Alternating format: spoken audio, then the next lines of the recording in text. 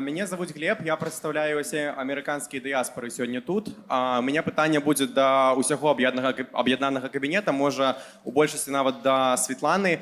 Карацей, на працягу апошняга года было шмат размоў пра пашпарт новай Беларусі, і гэта дало надзею не толькі мне, але і тысячам беларусаў, у якіх ёсць праблемы з дакументамі за мяжой, якія не могуць вярнуцца дадому. На жаль, у апошні час нічога мы не слыхалі пра гэта, і вось у мяне пытанне, ці працягваецца праца наконт пашпартоў і на якім этапе яна зараз знаходзіцца. Дзякуй. Дзякуй вялікі за пытанне. Канешне, была ўпэўненая, што гэта пытанне будзе зададзена.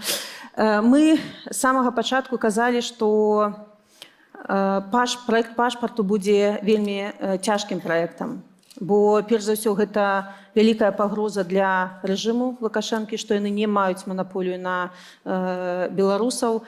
І калі ўжо быў такі момант, калі вось-вось будуць выдадзеныя першыя ўзоры, пачалася атака на той цэнтр, які выдае, публікуе пашпарты. І канешне, гэта моцна так ударыла па нас, але ж мы вытрымалі гэты удар, і у нас вось месяц як з'явілася арганізацыя пашпартнага праекту. Быў назначаны дырэктар, ён тут. Насамрэч, гэта Маріус Гуделайціс, калі ласка.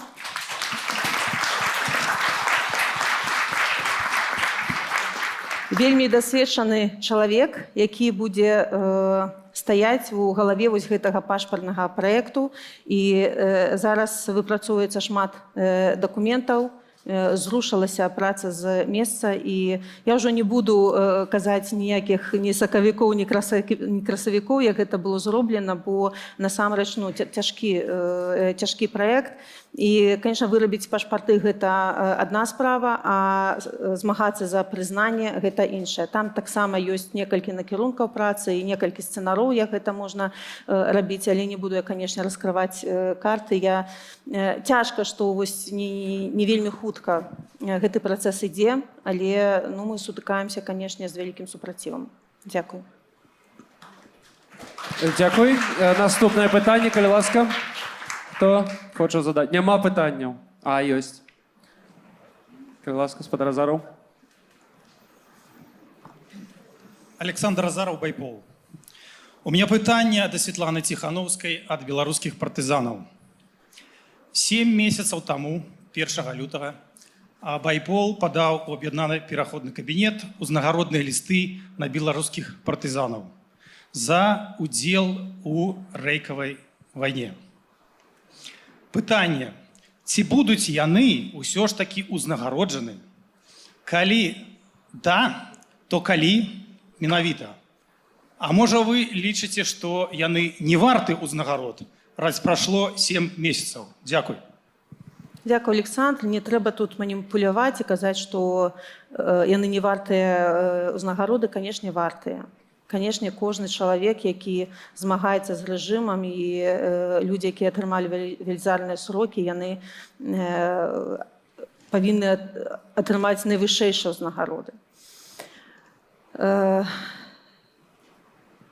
Тут трэба дбаць пра бяспеку, бо у людзей застаюцца родныя у Беларусі, і тут трэба разумець, што павінна ўручацца сакрэтна, што павінна ўручацца публічна. І давайте я папрошу Валера, каб мы вярнуліся да гэтага моманту, хоць Александр ужо не ў кабінеце, давайте паглядзім, што там з гэтай прапановай. Дзякуй. Працягваем, калі ласка. Здымайце рукі. Калі ласка, вось пытанне.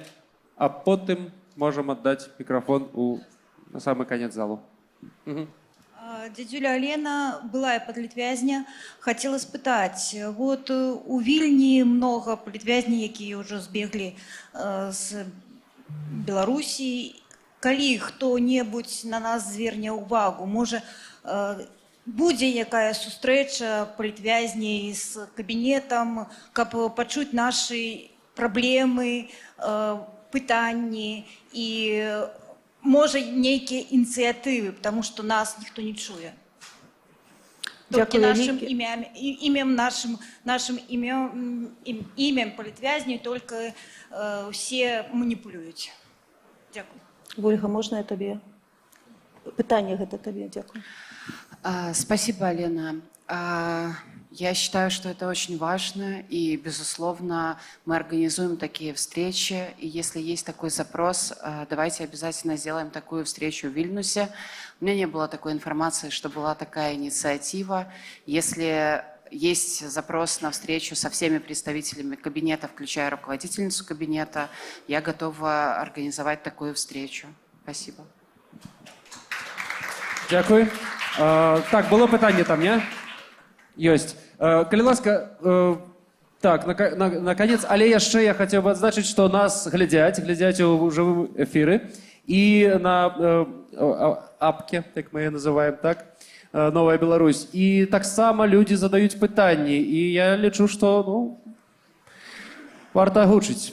Маё пытанне да Святланы Ціханаўскай. Як так здарылася, што ніводнага беларускага палітвязня па абмену не выпусцілі? Чаму расійская апазіцыя працуе лепей, чым беларуская? 2 тыдні таму Святлана была ў ЗША, можна было б дамовіцца хаця б аб адным палітзняволеным. Шматкропія. Ці няма шансаў?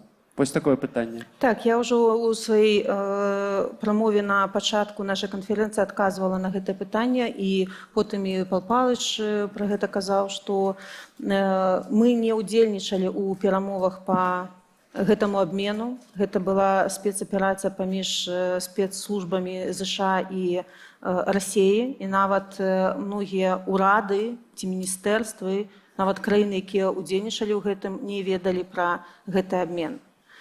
Канешне, я ўжо казала, што все чакалі, калі пачаўся гэты абмен, і пачалася фэйкавая інфармацыя, што там ёсць і 4 беларусы, і нават гучалі канкрэтныя фаміліі. Было мала шансаў.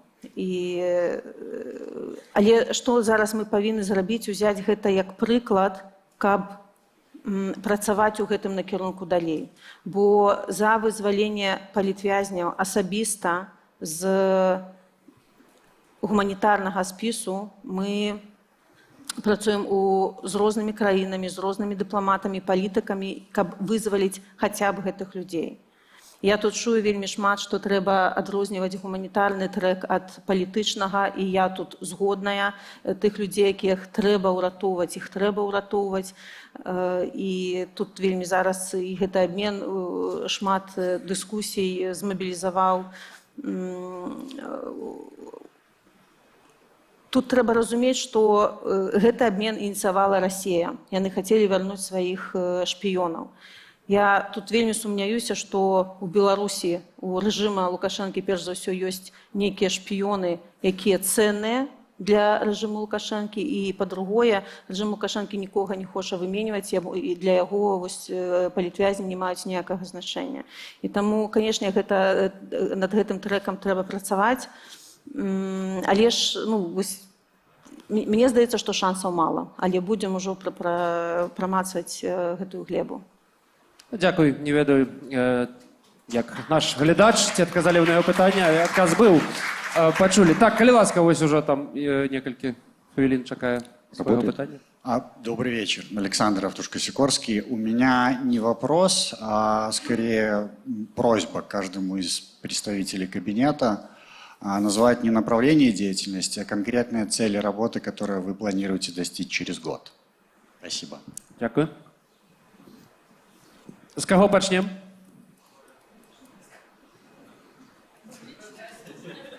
Пал Палыч. Вы ведаете, что... Алло? Чуете, да? Ведаете, что мы занимаемся пытаннями отказности. За минулый год мы добились выдания 6 ордеров на арешт, у тым ліку кіраўнікоў Жодзіна і Акрэсціна. Я лічу, што гэта вельмі важна. Гэта нават сімвалічна важна, што тыя катоўні, кіраўнікі катоўняў, яны знаходзяцца ў міжнародным вышуку, і пры з'яўленні на тэрыторыі іншых краінаў яны павінны быць затрыманы і перададзены суду. Яшчэ 4 супрацоўнікі міліцыі, якія катавалі беларусаў у 2020 годзе. Я хацеў бы, каб у гэтым годзе, спадзяюся, конечно, хотя это залежит от наших партнеров, в наступным годзе мы все ж таки распачалі справу ў міжнародным крымінальным суде. адказнасць гэта самае галоўнае, што для нашай каманды і ў нашай працы. Што тычыцца палітвязняў, я хацеў бы дадаць таксама яшчэ адзін момант.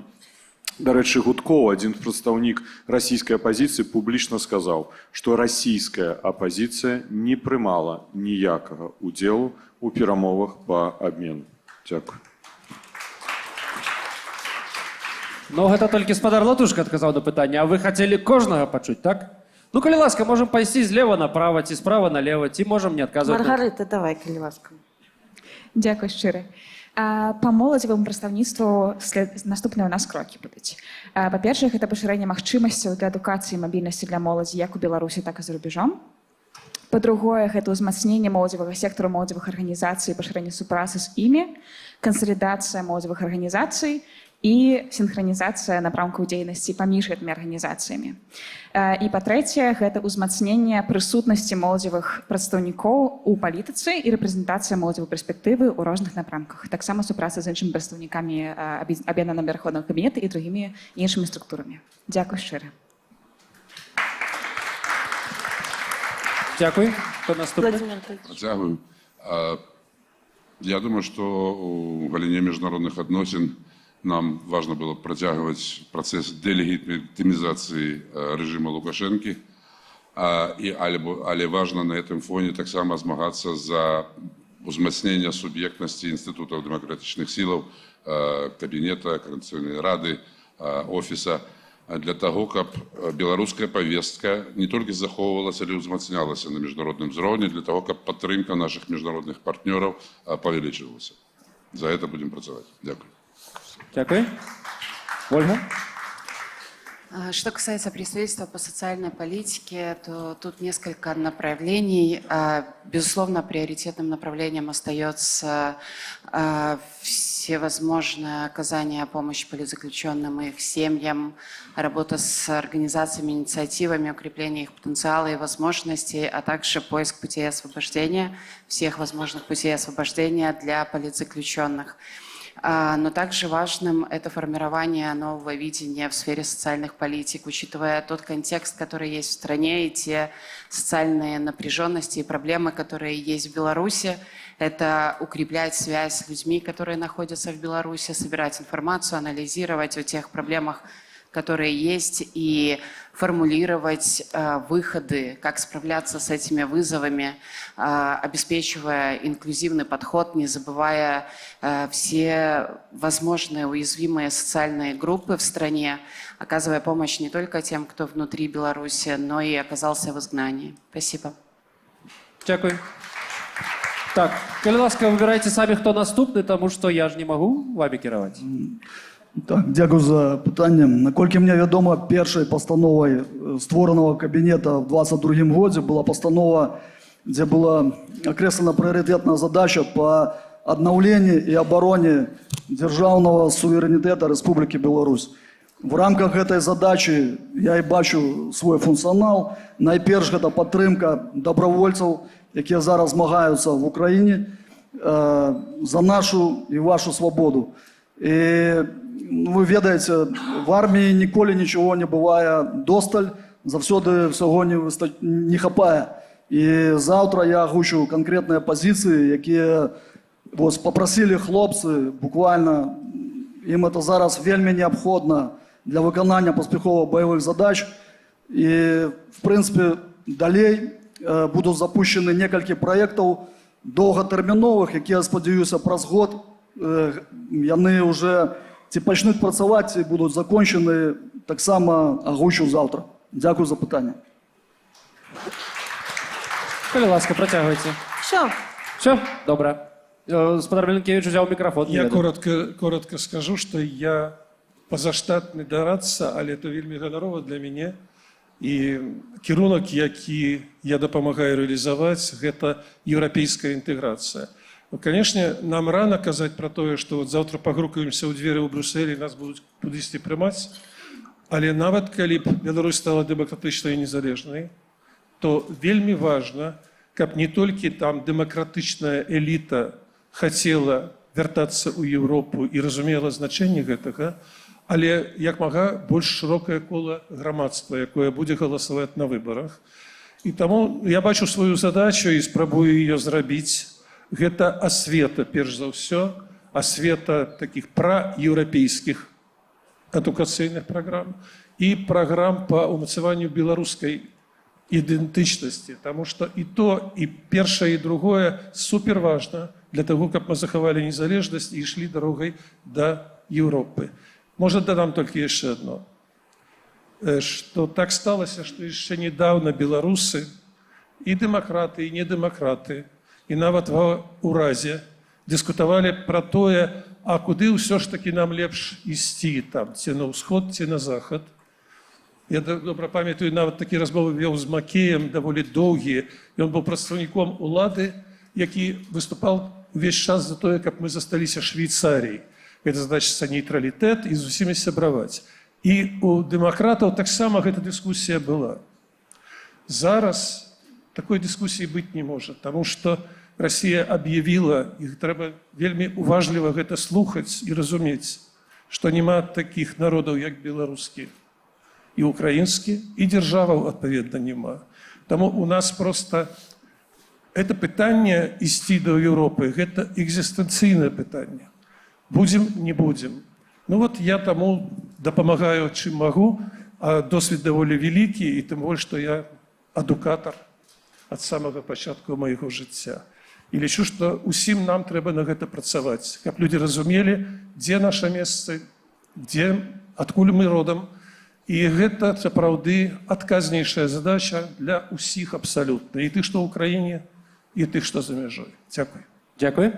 Час ад часу будзем задаваць пытанні з экрану, з Новай Беларусі, таму што людзі нас глядзяць і таксама хацяць мець адказы на свае пытанні. Напрыклад, такое.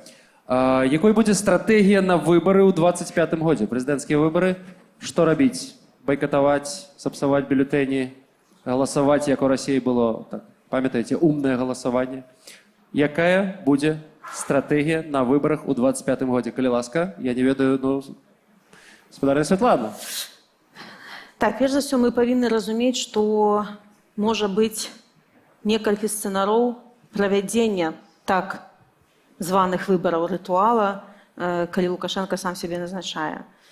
Можа, іх увогуле не будзе. Можа, будуць з нейкімі альтэрнатыўнымі людзьмі, прарасійскімі, можа, нават некага з карманнай апазіцыі будзе. Але ж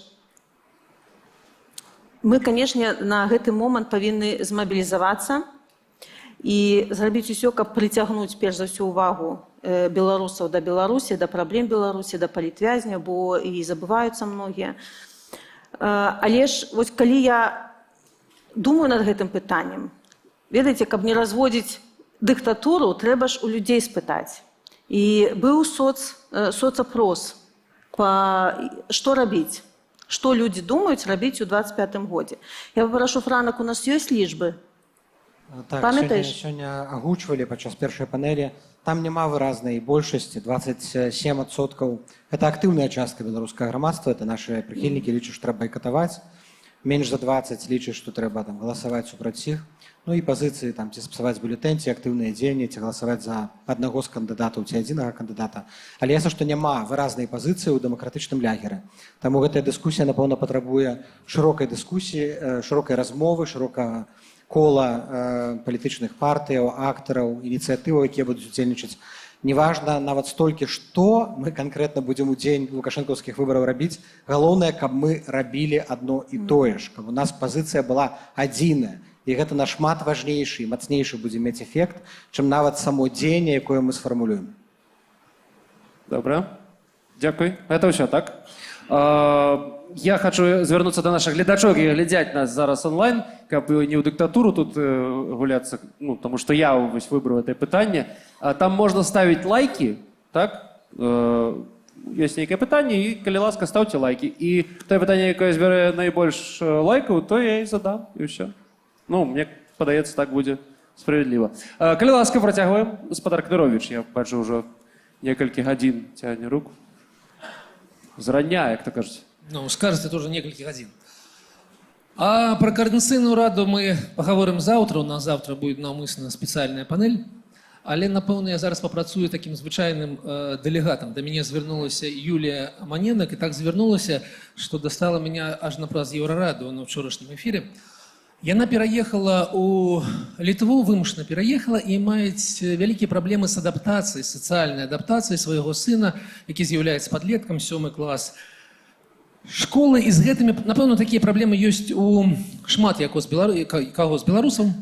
І вось такі выпадак. Яна звярнулася за дапамогай в офіс і не атрымала ніякага адказа. Ввогуле, і звярнулася да мяне як да дэлегата. Просила передать наступное. Я очень разочарована, что офис, причастные к нему структуры, не занимаются проблемами людей. Поэтому решил написать вам, как члену Координационного совета. Я считаю, что Тихановская выбрала путь замалчивания наших проблем и сосредоточена либо на имитации деятельности, либо на борьбе с ветряными мельницами.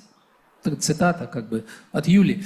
Я хотел бы задать такой вопрос, наверное, Ольге. Я понимаю, что сложно, но куда идти этим людям, у которых такие стандартные проблемы социальной адаптации, и как сделать так, чтобы при обращении в офис все-таки они получали ответ?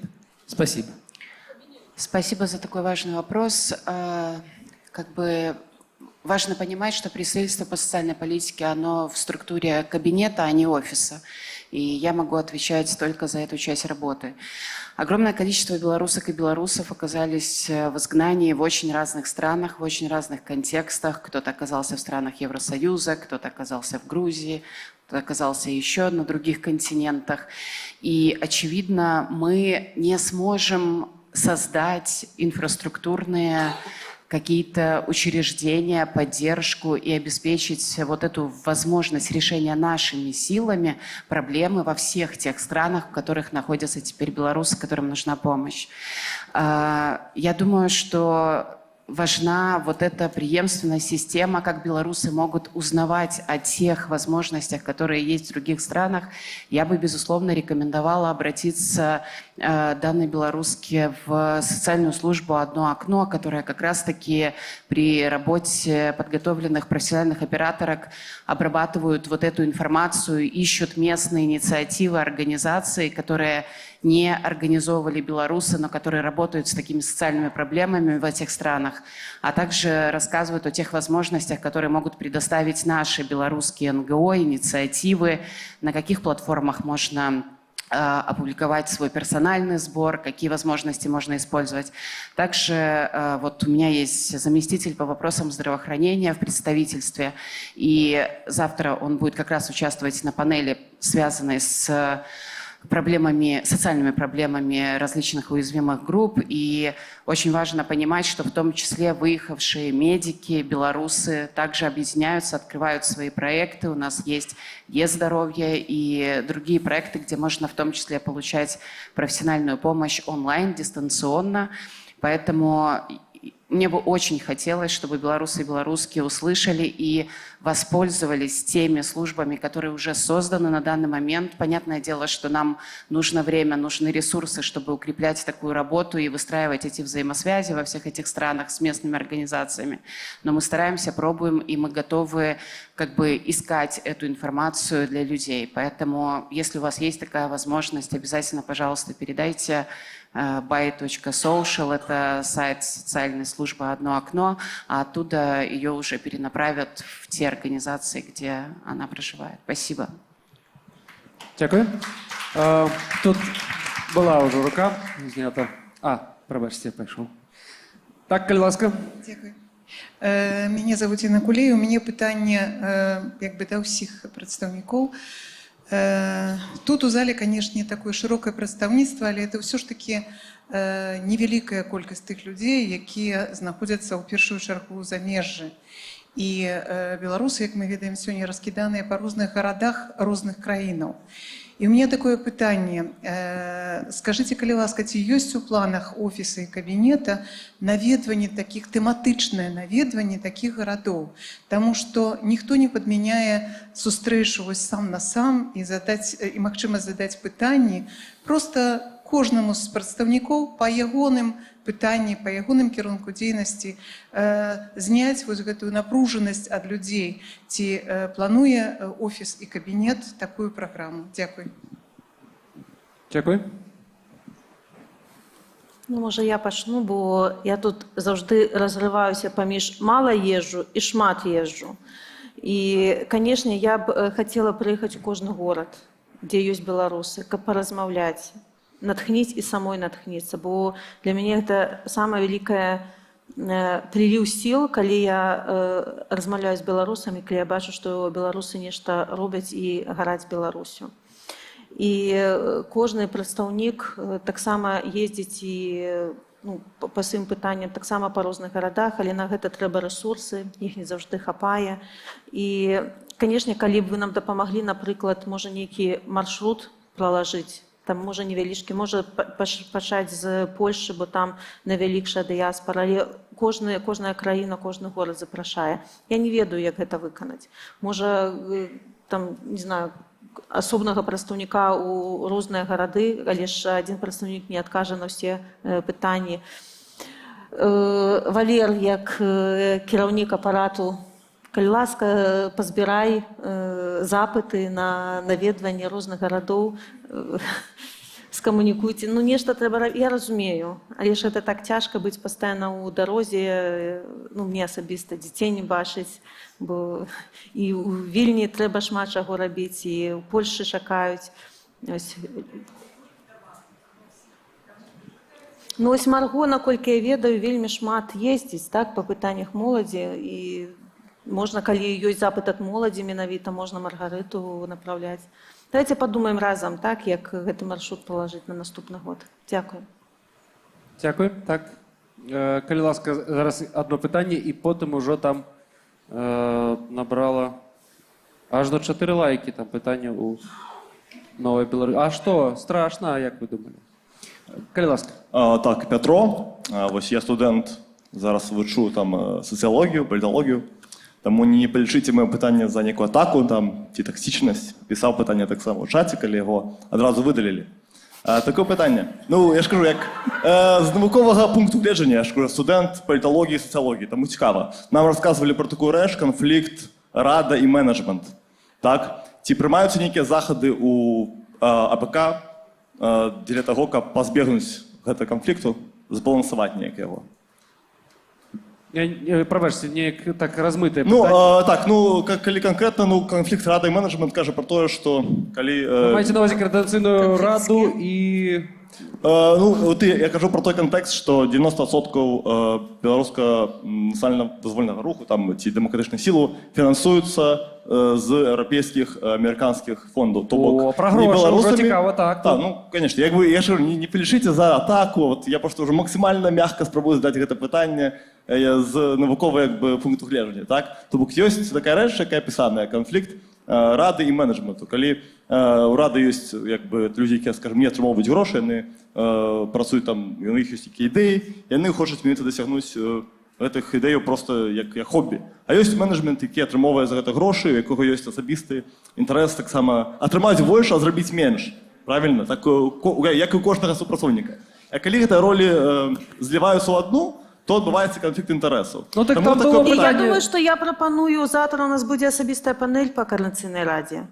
Можа, уключым гэтае пытанне на заўтра? Ну, пытанне, ці прымаюцца нейкія захады... Бо тут няма менеджменту коордынацыйнай рады. Як мы можам адказаць на гэтае пытанне?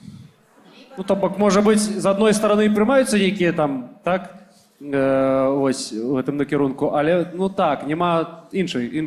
Ну, там же было пытанне, там, вось, франак, дзе грошы? Ну, это... Не то, это не вы писали? Я, пробачьте, не чую. Ну, добре, не будем уже ператвараць это все. Это пробачьте мяне, конечно. Але пытанне было. Зараз 5 лайкаў нават, 5. Не, оно не было залайканае. А вось лайканае таму. Такое. Вопрос к Ольга вам. Чаму сышоў Стрыжак і Зазулінская з марафону? Ну, я пераклаў так на беларускую мову ўжо. Вось папросту 5 лайкаў, чаму сышоў Стрыжак і Зазулінская з марафону. Все. Як ёсць. Я могу сказать про марафон, который мы провели в прошлом году, где участие приняло 12 организаций. Из этого марафона вышел только один фонд. Это фонд спортивной солидарности. Они приняли это решение спустя неделю, может, после того, как мы провели марафон. Остальные инициативы в полном объеме участвовали в реализации на протяжении всего этого года. Мы готовим на данный момент публичный отчет. Практически все инициативы организации прошли аудит. И в скором времени наблюдательный совет, в который вошли журналисты белорусских СМИ и медиа, выступит с отчетом. Полностью сумма переведена организациям. Организации оказали помощь сотням людей. Поэтому у меня на данный момент нету такой информации, чтобы из марафона, который мы провели в прошлом году, кто-то уходил помимо Фонда спортивной солидарности. Спасибо. Дякую. Вось Андрей Стрижак хоче додати, може бути, нечто. Калі ласка. У нас засталося 5 хвилин. Зараз, Андрей, вам слово, а потім ще питання другое. Ну, ось раз і ще одно опошнє. Опошнє раз. Бачу вас. І ще одно, може бути? Ні? Больше і два. Все. Дякую. Ведаеце, вельмі важна нам культываваць розныя рэчы, якія прыняты ў дэмакратычных грамадствах, у тым ліку і справаздачнасць і адкрытасць нашай улады, якая зараз тут сидзіць на гэтай сцэне. Цікавая версія, Вольга, я яе пачуў. Гэта, канешне, цікава было пачуць. Наконт таго, хто адкуль выйшаў альбо не выйшаў у мінулым годзе, пытанне было не пра тое. Мы ўсе ведаем, што пытанне тут задавалася пра будучыню. І са свайго боку хочу сказаць, што трэба быць гатовымі да таго, што нашае жыццё і палітыка наша, яна не прычесаная і не гладкая, такая, як хацелася б, можа быць, каб яна была. Ёсць розныя рэчы паміж людзьмі, паміж арганізацыямі, пра іх таксама трэба казаць і адкрыта казаць. І на сённяшні дзень у новым марафоне, які можа быць запланаваны, я і кааліцыя, в якую ўваходзіць моя арганізацыя, удзелу не бачыць на сённяшні дзень. І гэта выклік, з якім трэба працаваць і адказваць на тыя пытанні, якія ставяць. Таму што мы ўсе вельмі добра навучыліся адказваць так, як трэба нам, а не так, як гэтага хочуць чуць людзі. І я звяртаюся зараз да нашых публічных палітыкаў, каб мы таксама памяталі пра тое, што людзі задаюць пытанні не для таго, каб атрымаць нейкі дзяжурны адказ, а для таго, каб атрымаць адказ па сутнасці. Дзякуй. Дякую. Калі ласка, вось там было пытанне, так, прадапошняе, і потым. Доброго дня. В мене питання до Вадима Кабанчука. Калі ласка, представтеся. Дмитро Громаков, Міжнародний центр протидії російській агресії. Пан Вадим, пишуть, що ви вже в минулому заступник командира полка, то ви вийшли з полку чи ні? На минулых полковых сборах было принято решение, что полк Калиновского – это, скажем так, структура, в яку ўваходзяць дзейсныя вайсковаслужбоўцы, тыя, хто былі на контракце і сышлі з контракта, яны прымалі ўдзел у баявых дзеяннях, і тыя, хто абяспечваюць баявыя дзеянні, ніколі не былі на контракце, напрыклад, кіберпартизаны. І таму я себя лічу в полку Калиновского, каліноўцам.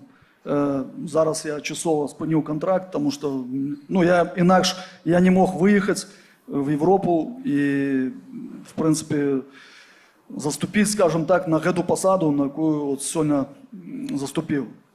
Як будзе в будучыні, час пакажа. Дякую. І было яшчэ пытанне, так, апошняе ўжо, калі ласка. Вітаю всіх. Ірина, Беларуска Літвы. Па-першае, я хочу сказаць, што я паважаю кожнага з вас за тое, што вы ўдзельнічаеце ў гэтай барацьбе, не спыняйцесь і працягвайце.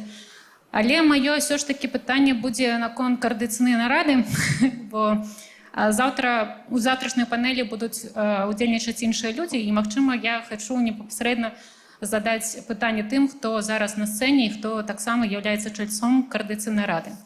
Маё пытанне наконт змянення статута і ў якім даецца дазвол займаць некалькі пасад, уключаючы каардынацыйную раду.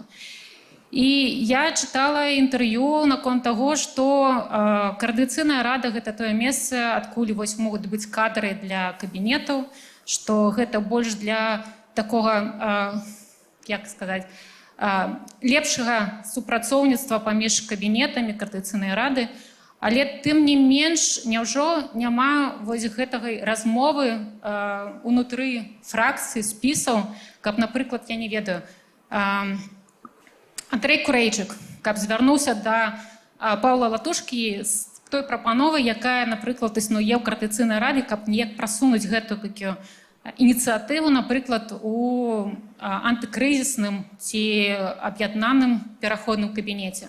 Навошта вось адны і тыя ж людзі у розных інстытутах, так скажем. Ну, то бок, здаецца, што мы не бачым новых лиц, мы не бачым, ну, то бок, не даем людзям неяк праявіцца і вось якраз пабачыць. У асноўным, адны і тыя ж лицы на ўсіх мерапрыемствах, я не зразумела, напрыклад, чалавек прадстаўляе Координаційную раду ці нешта яшчэ. І ці ёсць у людзей, якія займаюць некалькі пасад, час на выкананне ўсіх абавязкаў ва ўсіх інстытутах, якіх яны заходзяцца. Дзякуй. Дзякуй за пытанне. Бачу, что Александр Кнырович больше за всех готовы громчей аплодировать. Дякую, Александр, за аплодисменты. Что тычыцца, адказваючы на ваше пытанне, не аднойчы адказваю, яшчэ раз, паўтару. Гэта не пасады, зразумееце. Бо калі мы кажам пра пасады, гэта адпаведны фінансавы рэсурс, кіраўнічы рэсурс, інструментарый для таго, каб рэалізоўваць уладу. Гэта дадатковыя крымінальныя справы. Усе тыя, хто пайшоў на выбары ў Координаційную раду, супраць усіх, нават тых, хто не ўвайшоў у Координаційную раду, былі ўзбуджаны крымінальныя справы. Таму, калі мы ўводзім у гэты інфармацыйны абарот пытання пасадаў, людзі глядзяць, ну так, яны за пасадамі, а ўсё ж такі яны ідуць за крымінальнымі справамі, каб працягваць барацьбу. Вы жывіце ў Літве. Калі вы жывіце ў Літве, ёсць нейкі працэс сацыялізацыі.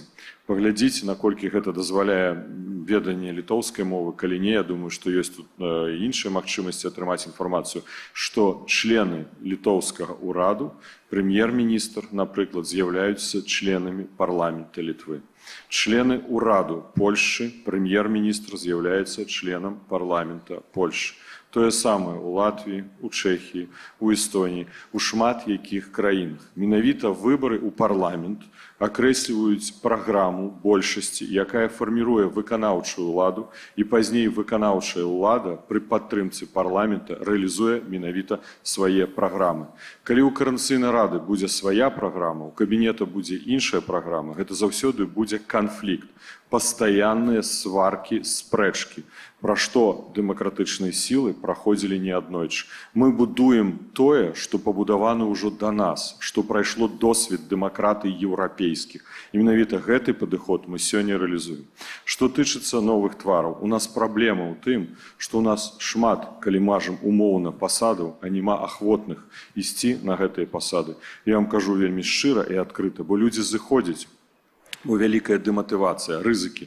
На жаль, рэжым Лукашэнкі працуе так, што ён уже сваімі рукамі дацягнуўся ўнутр замежных краінаў, там, дзе мы сёння з вами знаходзімся. Я казаў на першай панелі, што людзі нават баяцца хадзіць на акцыі пратэста. Паглядзім, колькі нас выйдзе, напрыклад, 9 жніўня і гэтак далей. Таму тут не пытанне вызвалення месцаў ці стварэння месцаў, але вы калі паглядзіце на новую Координаційную раду, мне, напрыклад, сёння было вельмі прыемна чуць на першай панелі і слухаць спікерку і віцэ-спікерку Координаційнай рады Анжэліку Мельнікаву і спадарню Стасю Глінік. Гэта сапраўды новыя людзі, новыя жанчыны, новыя прадстаўнікі новага пакалення. І Координаційная рада праз выбары стварае такую магчымасць з'яўлення новых людзей. Калі вы лічыце, што Павел Латушка трымаецца за пасады, то вы можете запытацца ўсіх, з кім я размаўляю. Не аднойчы я казаў, я хачу, каб побач са мной было як мага шмат больш новых маладых. А я куплю себе маленькі домик і буду пісаць мемуары. Але, на жаль, яшчэ час такі не наступіў. Таму дай Божа, каб людзі прыходзілі, развіваліся. І давайте будаваць тое, што ўжо створана да нас. Тут няма ніякіх канфліктаў інтарэсаў. Это больш эфектыўны спосаб рэалізацыі тых задач, з якімі перамагае большасць. Калі мы перамаглі, мы стварылі гэтую большасць у Координаційнай радзе, мы праз выканаўчую ўладу гэтыя падыходы рэалізуем. Інакш па што ісці на выбары. То бок сінімі пальцамі ніхто не трымае. Чакайце, Александр Кнырович, ўсё ж такі, канешне, у нас ужо няма часу, але, дыялог... Это будзе спрэчка тады, да. Я думаю, што мы пасля можем... Не, Павел Павлович, бачыце, дыялог, это ўсё ж такі, прабачце, калі ласка, але вельмі доўга трымае руку. Спадар Александр, не больш за хвіліну, не больш за хвіліну. Да мне больше и не надо. Не я начал эту войну. Не хотел сегодня... Вы проиграли выборы. Я знаю еще одного человека, который тоже не может уйти, потому что неким заменить. Но это ладно. Уважаемый Павел, что бы произошло в парламенте Литвы или Польши, который вы так любите вспоминать, если бы пришедшее туда большинство, за которое проголосовало 2600 человек, вдруг решило изменить статус в части правил избрания спикера и вице-спикера с единственной целью не допустить на позицию вице-спикера неправильного человека? Что бы произошло с этим парламентом в этих демократических странах? Спасибо. Я пробачэння прашу, але спадару Александру Кныровичу я буду прасіць донараў, імплементарам падрыхтаваць курс парламентарызма. Уявіце сабе, у Еўропе парламент, дзе кіраўніком парламента выбіраюць лідара апазіцыі. Прыйдзіце мне з такім прыкладам. Такога няма. Менавіта выбіраюць кіраўніка парламента і кіраўніцтва парламента большасць. Ёсць негласныя падыходы, калі, напрыклад, у польскім сейме кожная фракцыя мае пасаду віцэ-спікера. Калі Координацыйная рада хоча мець сітуацыю, што ўсе 8 фракцый хочуць мець па віцэ-спікеру, калі ласка, давайте запытаем у грамадства, гатовы мы мець 8 віцэ-спікераў. Нам гэта патрэбна? Сапраўды? Вось гэта ёсць у польскім парламенце. Але заўсёды абіраецца кіраўніцтва парламентам большасцю, бо няма сэнсу удзельнічаць у выбарах. І калі вы мне прапаноўваеце сістэму, як яна называецца, БТР, АРВ, рейтинговое голосование, калі мы крутили, не крутили, а выходзіць Рымашэўскі спікерам парламента. Пры ўсёй павазе да спадара Рымашэўскага, пры ўсёй павазе. Але як так? А па што тады перамагаць на выбарах? Па што ўвогуле ісці на выбары, калі перамагае той, хто атрымаў меншасць галасоў? Ну, это ж дзіўная гісторыя. Што расказваць? Так што, шановны, трэба проста прайсці лікбез парламентарызму. Дзякую. Ну, каб это ўсё так, спрачацца можна бясконца, таму я лічу, што трэба спыніць ужо адказы на пытанні і падзякаваць усім тым, хто гэта рабіў, хто адказваў на гэтае пытанне, хто прысутнічаў на этой сцэне. Дзякую вялікі.